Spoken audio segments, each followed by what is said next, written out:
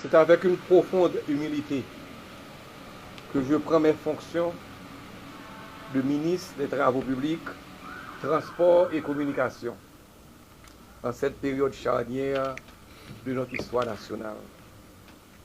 Je mesure pleinement l'ampleur de la tâche qui m'attend et les défis considérables auxquels nous sommes confrontés. En effet, notre pays traverse une crise aiguë, marquée par une instabilité politique et sécuritaire chronique, une dégradation alarmante des infrastructures et des conditions de vie de la population. Le réseau routier de la capitale et de nos villes de province est en ruine. Les ponts s'effondrent, les écoles et hôpitaux manquent d'eau potable et d'électricité. La communication est au rabais. Les ports et aéroports sont fonctionnels à moins de 30% de leur capacité. Cette situation inacceptable entrave le développement économique et social du pays, plongeant une grande partie de la population dans la misère et le désespoir. Ce qui m'amène à inscrire ma vision pour le ministère sur les piliers essentiels suivants. Une bonne gestion. Nous devons optimiser l'utilisation des maigres ressources publiques disponibles.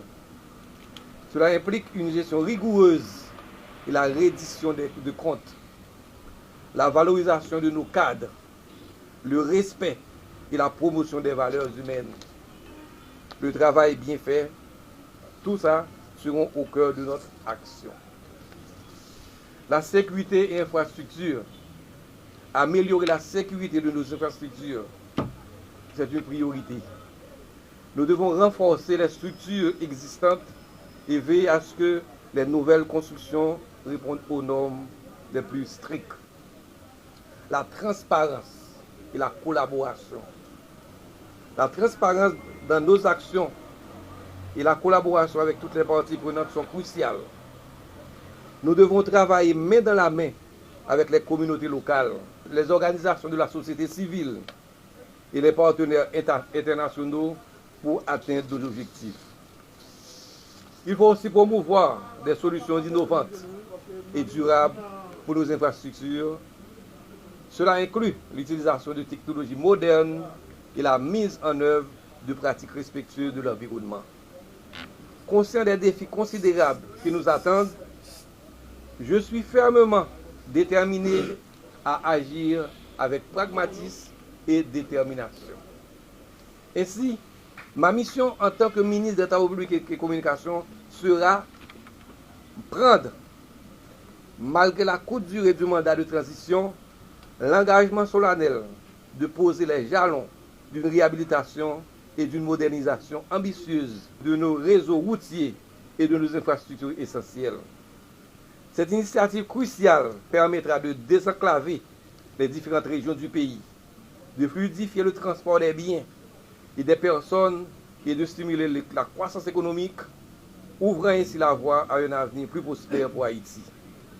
Travailler à assurer à l'eau potable et travailler à assurer l'accès à l'eau potable et l'assainissement pour tous les Haïtiens en créant un task force avec plusieurs entités de l'État.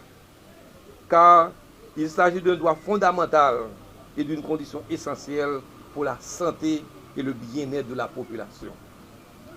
Développer des infrastructures durables et résilientes face aux catastrophes naturelles. Je n'apprends rien de nouveau en rappelant qu'Haïti est un pays particulièrement vulnérable aux cyclones et aux séismes. Il est donc impératif que nous construisions des infrastructures capables de résister à ces catastrophes dévastatrices pour le pays. Promouvoir la création d'emplois dans le secteur des travaux publics. Ce secteur peut être un important moteur de croissance économique et de réduction de la pauvreté. Renforcer les capacités de nos aéroports suivant notre mission. Mesdames et messieurs, dans cette démarche, mes premières actions prioritaires seront axées sur deux fronts urgents. Préparer et atténuer les impacts de la saison cyclonique. Renforcer les systèmes d'alerte précoce et d'évacuation. Déblayer les voies d'accès et les infrastructures critiques. Débuter la réhabilitation des routes les plus vulnérables. Identifier les axes routiers prioritaires. Mobiliser les ressources nécessaires et les partenariats. Assurer une transparence et une recevabilité stricte dans la gestion des fonds.